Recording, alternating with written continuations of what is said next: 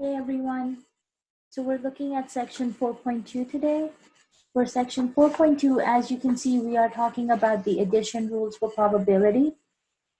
So basically the idea here is you will be talking about how to calculate the probability of two or more events.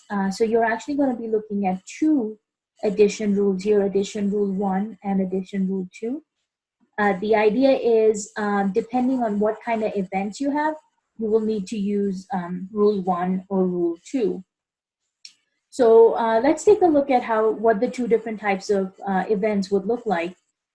So the first example here we're saying at a large political gathering, you might wish to know for a person selected at random, what's the probability that that person is a female or a Republican. So this will actually lead to three different possibilities. So you can either have the person who could be a female, you could have a person who is a Republican, or they could be both. They could be a female and a Republican, right? So you end up with three different possibilities. Now let's look at another example.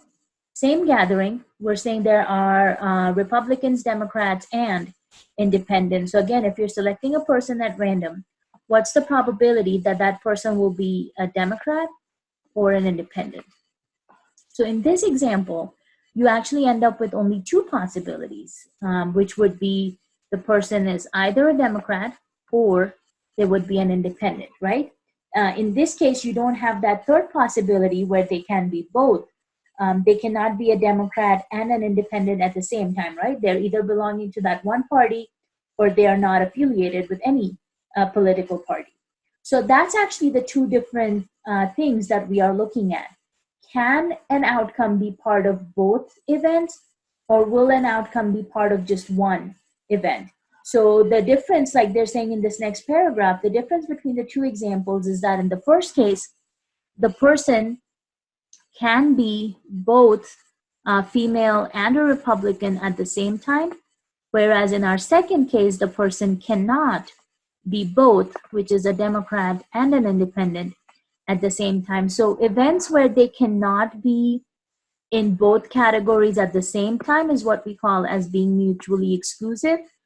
If they are going to be in both categories, like we saw with that first example, then you would say they are not mutually exclusive. So basically here we are saying that your two events will be mutually exclusive, or you can also call them as disjoint events, is if they cannot occur at the same time. So that's really what you're looking at in this section.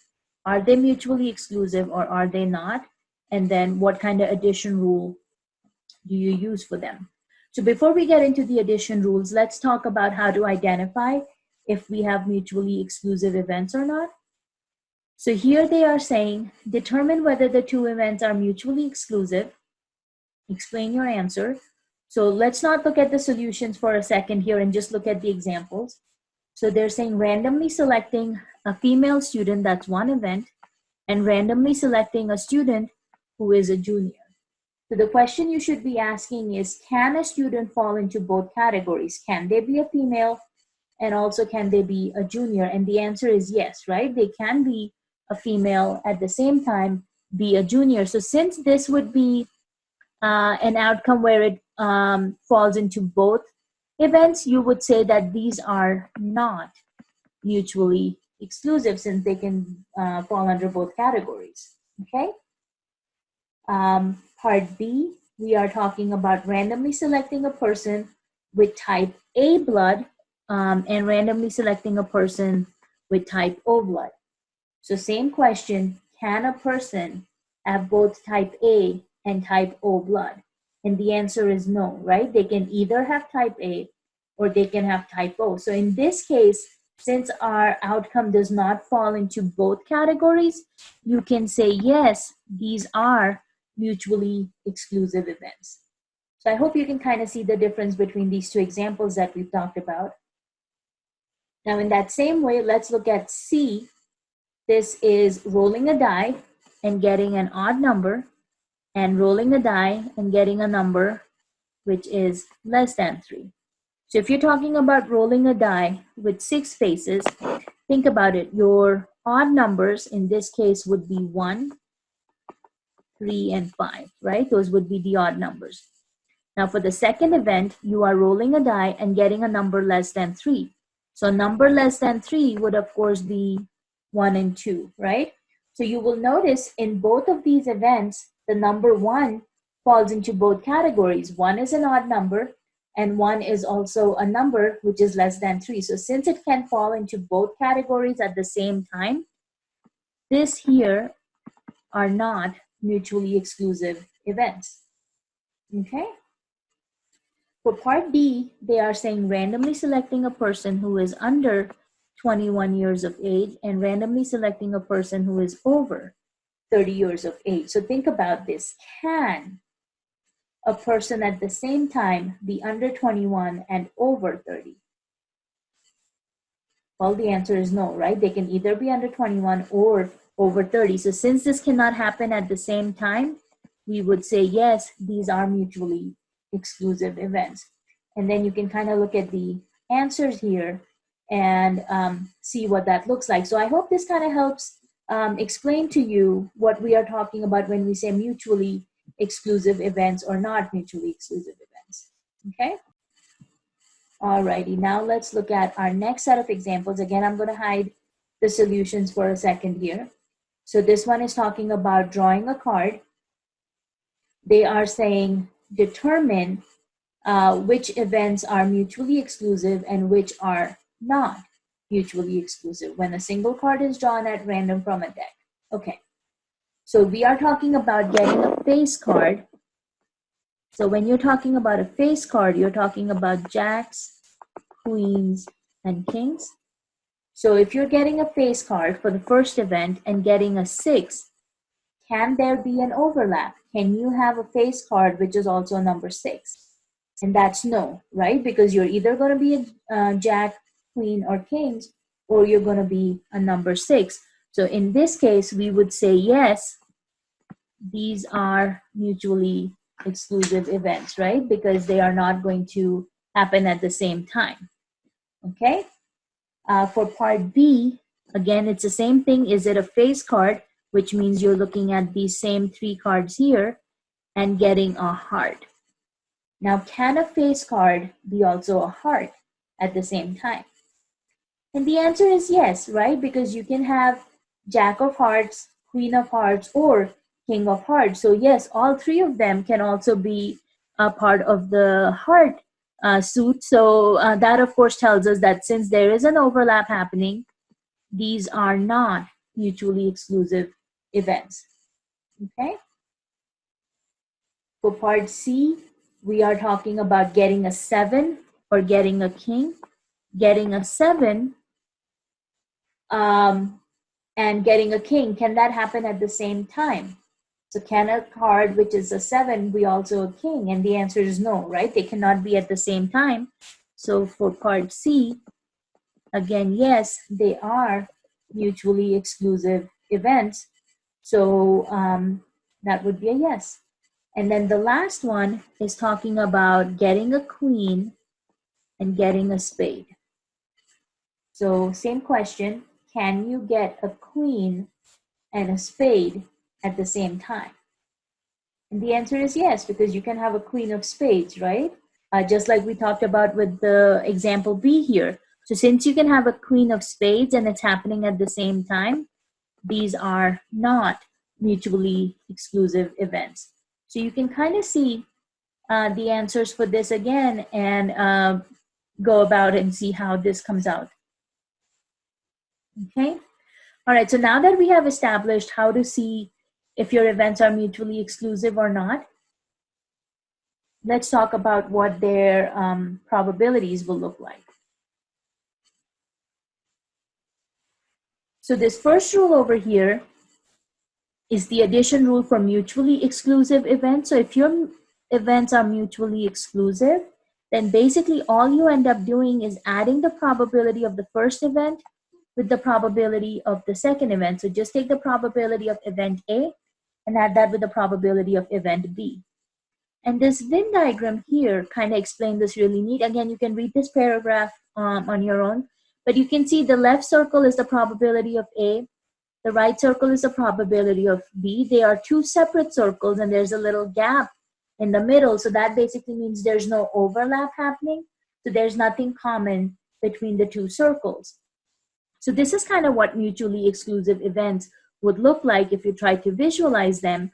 And then this is where you're using this addition rule 1 to try and add the probabilities together. So I've got about a couple examples here. So let's go ahead and take a look at these. So here we're talking about in the United States, there are 59 different species of mammals that are endangered, 75 different species of birds that are endangered, and 68 species of fish that are endangered, right? So they are saying if one animal is selected at random, what is the probability that it is either a mammal or a fish? So the first thing I would actually ask you to do is go ahead and add all the different species of animals we have here, because we want to know how many total animals we are talking about. So you would take that 59 of the mammals, add that with the 75 for the birds and the 68 for the fish, add all three numbers together, and you should get a total of 202 animals in here. So that's actually telling us, okay, how many total animals we're looking at, and then we can calculate our probability. So they're talking about mammals and fish.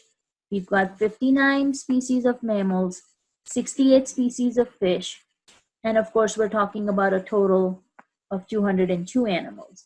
So you take the probability of the mammals, which is 59 mammals out of a total of 202.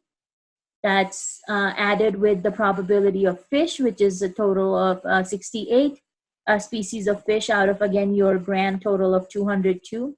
Same denominator, 202, so just add 59 and 68, which gives you 127, or a decimal answer of 0.629. Again, remember your rule for probability is to round it to 3 decimal places, or if you have a bunch of zeros, then you round it to the first non-zero number after the decimal place, okay? So since these are mutually exclusive events, right, because a mammal and fish, you cannot have an animal which would be both. It cannot be a mammal at the same time as it is a fish. So since these are mutually exclusive events, we're using addition rule 1 to come up with this probability. Okay. Example 4 here is talking about the corporate research and development centers for 3 local companies, and they're telling us the number of employees at all of these research and development centers. So at US Steel, we've got 110 employees. Alcoa has 750, Bayer has 250. So the first thing you want to do is calculate that total. So that's going to be adding 110 with 750 with 250, and that total will come out to be 1,110 total employees, okay? They are asking us if a research employee is selected at random, find the probability that the employee is employed by US Steel or Alcoa. So basically in this case, again, they're mutually exclusive events, right? Because either they're working for the US Steel company or they're working for Alcoa. They wouldn't be working at both. And, you know, I kind of joke about how if you were a spy, maybe you would work for both companies. But, you know, if you were working for one and spying on the other. But in this case, obviously, that is not the case. So you're just looking at the employee would either be at US Steel or Alcoa. They wouldn't be at both. So that's your mutually exclusive event. So basically take the probability of US Steel, which is a total of 110 employees out of your grand total of 1,110 employees. And then for Alcoa, it's 750 out of 110. So again, same denominator, add your numerators. 110 plus 750 gives you 860. You can reduce this by a power of 10. So by a factor of 10. So you're basically just canceling out those zeros at the end, which gives you a reduced fraction of 86 over 111. Or again, rounded to 3 decimal places, you get 0.775 as your answer. Okay, so I kind of hope you're able to see how these mutually exclusive examples are working out to be. Alrighty, now let's look at example 5 over here. So here telling us 8% of the respondents in a survey said that their favorite ice cream flavor is cookies and cream, and 6% said it's mint chocolate chip. Oops. Okay, so they're asking us if we selected a person at random, what's the probability that her or his favorite ice cream flavor would either be cookies and cream or mint chocolate chip? So in this example, you are actually assuming that people who like cookies and cream do not like mint chocolate chip, and of course people who like mint chocolate chip do not like cookies and cream, because the main thing here is if you were going to have people who like both, then they would have actually given you a percentage and said so many percent of respondents liked both cookies and cream and mint chocolate chip. So since that information is not given to us, we are assuming these are mutually exclusive events. So you take the probability of cookies and cream, which is 8%, convert that to a decimal, 0.08, probability of mint chocolate chip, which is 6% or 0.06, add them together, which gives you 0.14, and you can put it back into a percent as 14%. Okay?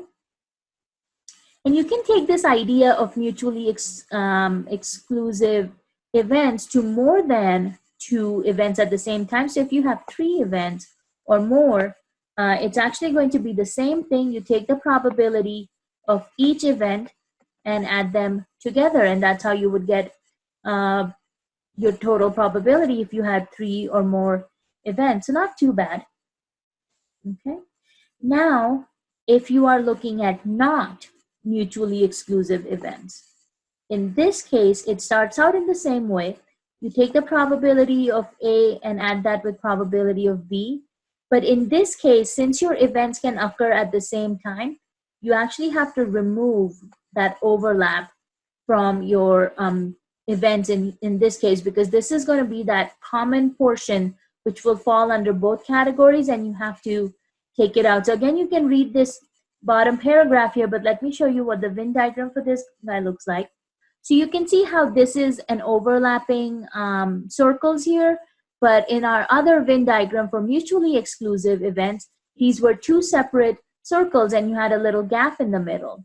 But in this case, since your event can happen at the same time, this little area that you're seeing right here is going to be common between both our circles, right? So this is coming from circle for probability A, and it's also coming from the circle for probability D. So since this area is being counted twice, once with circle A and once with circle B, we cannot count it twice. We can only count it once. And that's the reason why here in this formula, you will see that they are subtracting this probability of A and B because we don't want to count it twice.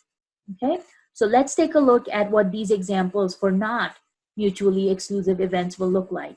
So again, we're drawing a single card at random from an ordinary deck. Remember again, ordinary means you only have 52 cards belonging to all the 4 suits going from aces to kings. Okay, so they want to know what's the probability that the card you select is going to be a 9 or a diamond. So of course we know in a deck of cards, you have 4 9s coming from each suit, and then diamond being a suit itself is going to have 13 cards. But we also know that a 9 can also be a diamond, right? So this is your overlap. So since a card, which is also a 9, can be a diamond, this is the part that we're going to have to subtract. So you take your probabilities of 9, which is 4 out of 52 because there's a total of 52 cards in the deck. You take your 13 diamonds, so that's going to be 13 out of 52. And then because we have this overlap here, which a 9 is also a diamond, you're going to take this overlap portion, and this is the number you subtract. So you're basically adding 4 plus 13, subtracting 1, which gives you the 16 over 52. You can reduce this fraction, which gives you 4 over 13, or round it to 3 decimal places, which gives you 308. So this is where you will see that subtraction is coming in for that little overlapping portion. Okay? Alrighty. Now let's look at example 7 over here. So this one is talking about in a hospital unit, we have 8 nurses and 5 physicians. So that's actually right here. We have a total of 8 nurses and 5 physicians. They're telling us 7 nurses are female. So that's 7 nurses are female. So if you have a total of 8, that means one of them is going to be a male. And 3 of the physicians are female. So if 3 out of 5 are female, then that means we have 2 male physicians also, right? So you can go ahead and add your column for the females, which adds up to 10. Add your column for the males, so that adds up to 3. And you can actually add that total column, 8 and 5, which gives you 13. But if you also add the totals for your females and males, that will also actually add up to give you that same 13. So either adding the totals for your columns or adding the totals for your rows should end up giving you the same number 13 here. Okay, so once you have all of these totals taken care of, it actually makes it easier to calculate your probability. So I like this idea of creating this table from our given information because, you know, if you can visualize your sample space, it makes the calculations go a lot faster. So I kind of like how they did this little table over here. All right, so our question is, if a staff person is selected, find the probability that the subject is a nurse or a male.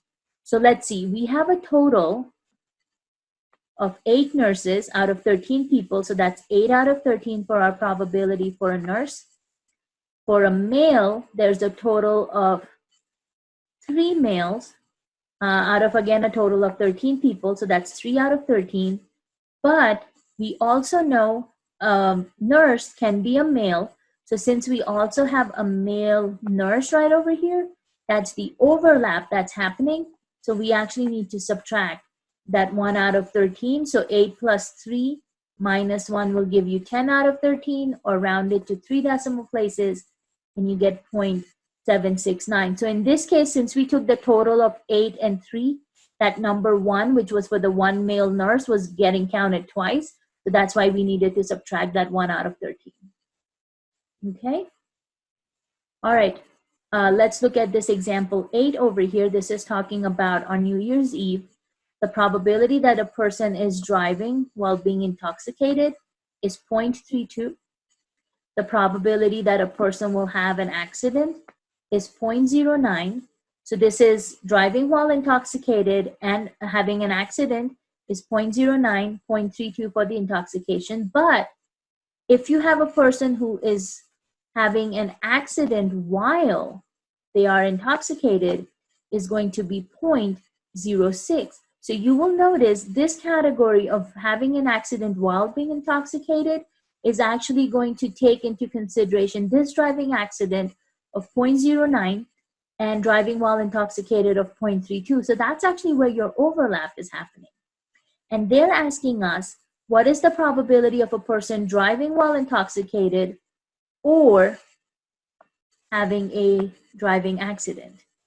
So being intoxicated or having an accident, so we take our probability of being intoxicated, which is this 0.32 probability they will have an accident, which is the 0.09. So that's where this guy is coming from.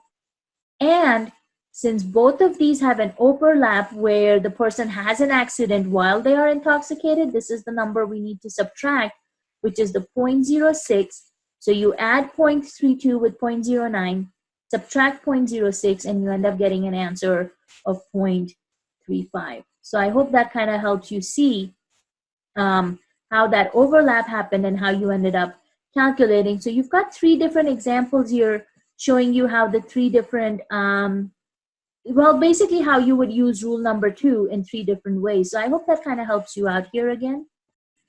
Okay, so this next part is talking about for 3 events that are not mutually exclusive. So how would our rule number 2 change if you had more than 2 events? So for 3 events, probability of A, B, or C, You're again going to start by taking the probability of each individual event, but then we need to remove overlaps, right? So we're going to remove the overlap between A and B, remove the overlap between A and C, and remove the overlap between B and C. But now you will see at the end, we are adding this overlap, which is between A, B, and C. So where is that coming from? So I want to show you how we can calculate that. Let's take a look at a little Venn diagram for these three events. So we've got probability of A for this first circle. Let's say this guy is probability of B, and this guy here is probability of C. Okay, so if we're talking about probability of A, that's going to be this entire first circle, right? Probability of A. If we're talking about probability of B, that's going to be the second circle, right? And then probability of C would of course be this circle on the bottom.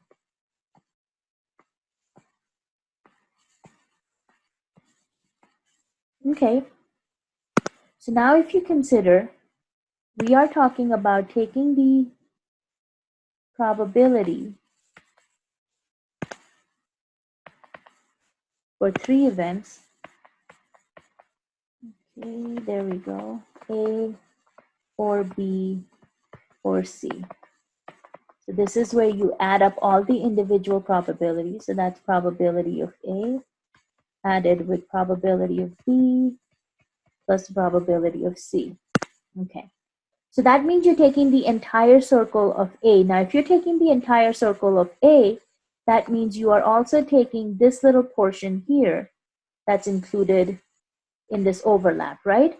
Which means when you use probability of circle B, you're counting this portion twice because we're counting it once with A and we're counting it once with B.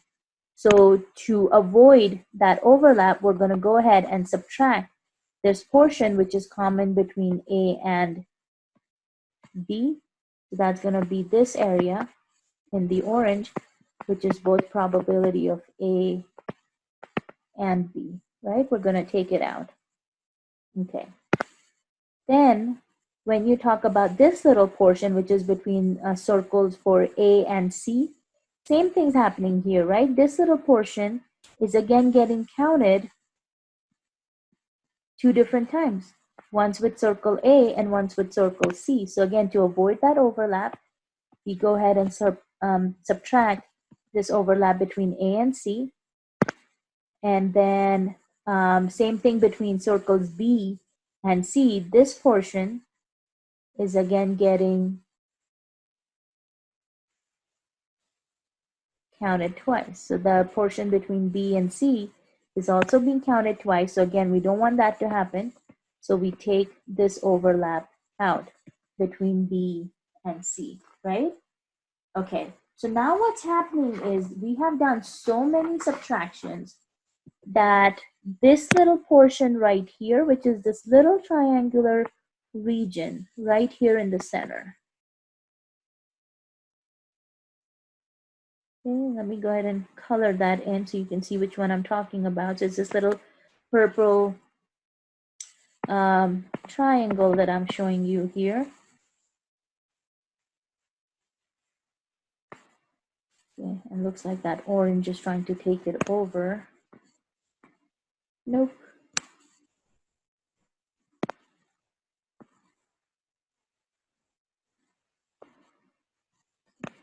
Give me 1 second. So this little overlap here is between A and C. This little overlap here is between B and C. So this triangular portion right here. So what happened was this triangular portion definitely got counted when we were doing A, B, and C, the individual probabilities, right? But then when I subtracted the common area between A and B, it got subtracted. When I subtracted the common area between A and C, it got subtracted again.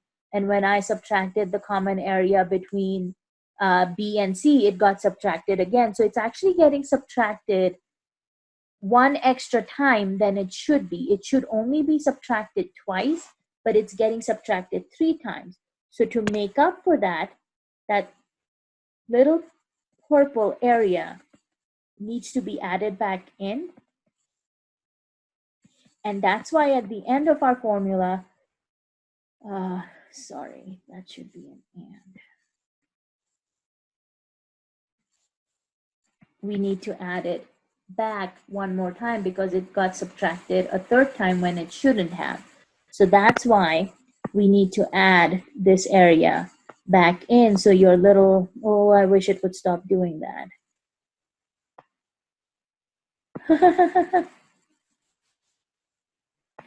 Let me see if it will work better with a different color.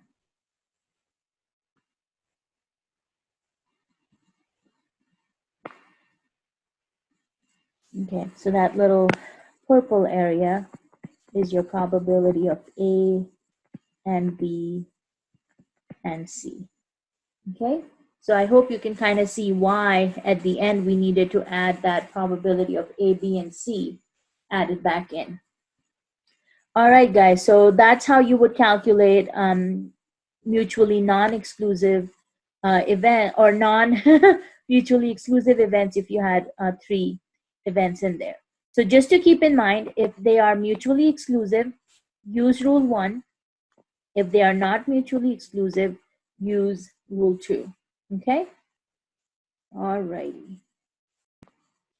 Okay, so let's go ahead and take a look at a couple examples from your textbook here.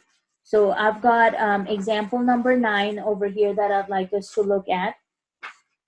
And so example number 9 is talking about in a meeting room in a dormitory, there are 8 bags of potato chips. Oops, sorry. So there are 8 bags of potato chips. There are 5 bags of popcorn, 2 bags of pretzel, and 1 bag of cheese puffs. And they're asking us if a student selected 1 bag at random, what's the probability that it is a bag of potato chips or a bag of pretzels? So the first thing we're actually going to need to do is calculate how many total bags of snacks, I guess, we have. So that's going to be 8 bags of potato chips added with 5 bags of popcorn plus 2 bags of pretzels and 1 bag of cheese puffs. So that's going to end up adding to a total of 16 bags, right? So we're going to have a total of 16 bags. And they're asking us what's the probability of a bag of potato chips or a bag of pretzels being chosen. So let's go ahead and look at this example here. Let me just save our image and clear out our drawing over here. Alrighty, let's go over here. Oops, sorry. So this is example number 9. Remember, we had a total of 16 bags. They're asking us to find the probability that the bag chosen is going to be potato chips or pretzels. So now you have to think, can the bag be both at the same time? Can it be a bag of both potato chips and pretzels? Because if there's an overlap, then you need to use rule 2. If there is no overlap, you need to use rule 1. So the idea is, do I need to put a minus and then put a common substance in there? So in this case, and let's go back to our example, in this case, they are not telling us that any of the bags are mixed, right? So we can make the assumption that it's going to be either a bag of potato chips or a bag of pretzels, because they didn't tell us that there's a bag which has both of them in it, right? So we've got 8 bags of potato chips. So that's going to be 8 out of a total of 16, right? And we've got 2 bags of pretzels. So that's going to be 2 out of 16. And since we don't have anything overlapping, we don't need to subtract anything. So same denominator, add 8 plus 2, which gives you 10.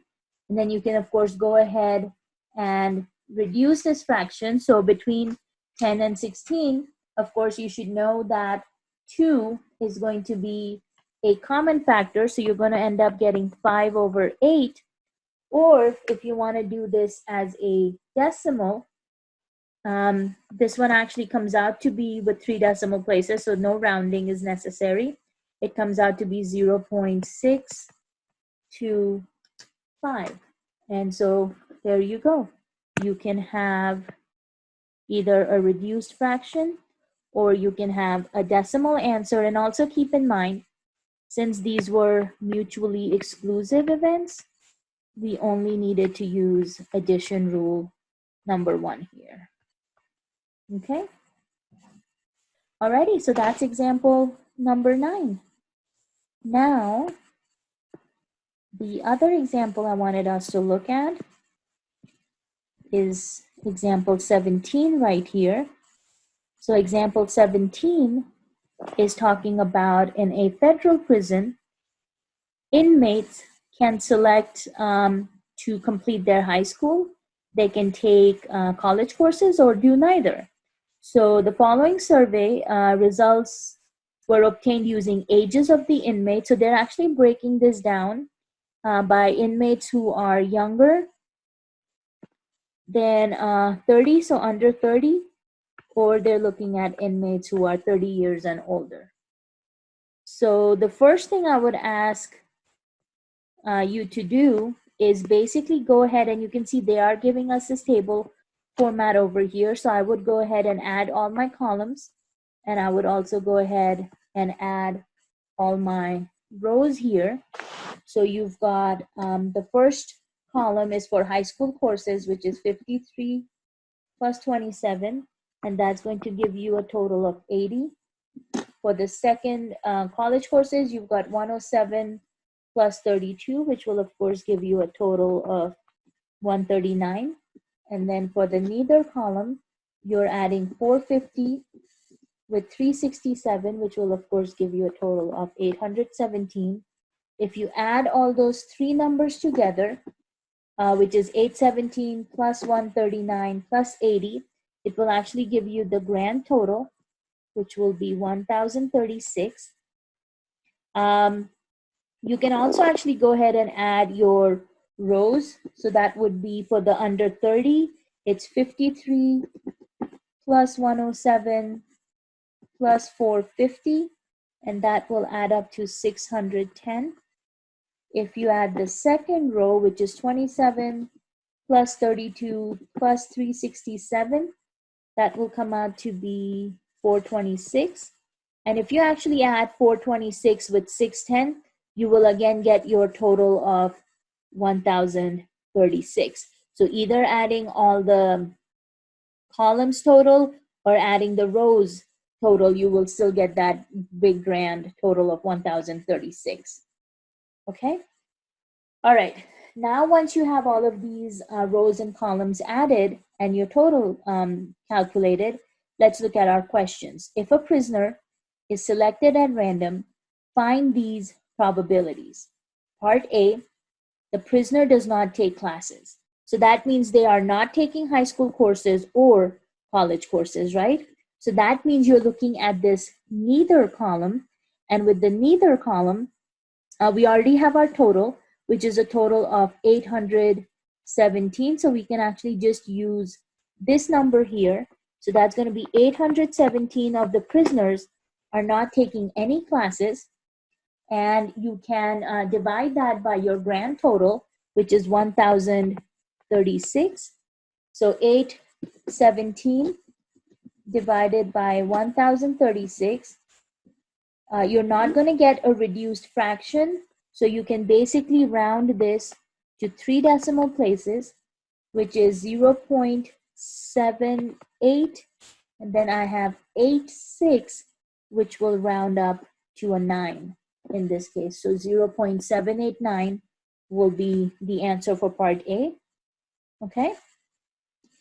For part B, they are saying the prisoner is under 30. So you're going to be looking at this row right here for under 30. And they are either taking high school classes, so that would be high school classes is 53 prisoners, and they are taking, or they are taking a college class, which would be the 107, right? So they are under 30 and they're taking high school or college classes, so that's 53 plus 107. So the way you're going to write this is 53 out of 1036 plus 107 again out of 1036. When you add those together, you get a total of 160 out of 1036. So let's see if we can reduce this fraction. Yeah, so this will reduce down to 40 over 259, and I'm just using my calculator to do that. Or you can write this guy as a decimal, round it to 3 decimal places, which will give you 0.15. And then I have 4, so that will just stay at 4. So you will get 0.154 as the probability for part B. Okay? Alrighty, then for part C, they are talking about the prisoner is over 30. So you're looking at the second row here now. So they're over 30 and they're taking either high school class, so that's this 27 here, or they're taking a college class, so that will be the 32 students right here. So that's going to be 27 out of 1036 plus 32 out of 1036, and that will of course add up to a total of I believe it should be 59. Yep. So 59 out of 1036. And I'm not sure we can reduce this fraction. Doesn't look like it. So let's just round it to 3 decimal places. You're getting 0.05. And then I have a 6.9. So that will become a 7. 0.057 will be your probability for part C. So you know what's actually happening in part B and C is you have not mutually exclusive events, because you know they're all falling under the same age group. But you know, with these kind of table formats, you don't even have to worry about it, because you can see we didn't have to use the subtraction here at all, and we were still able to come up with our answer. So this actually works out really well if you can create a table for your sample space and then use that to come up with your probabilities. All right, so let's go ahead and save this image. I'll go ahead and clear my drawings and then go back. So that was basically the 2 examples I wanted you to look at from your textbook. And then when we do our lecture, I'll have a few more examples for you to look through. So if you have any questions about this section, please let me know, and I will see you at our next lecture. All right, guys, take care and be safe, and I'll see you next time. Bye-bye.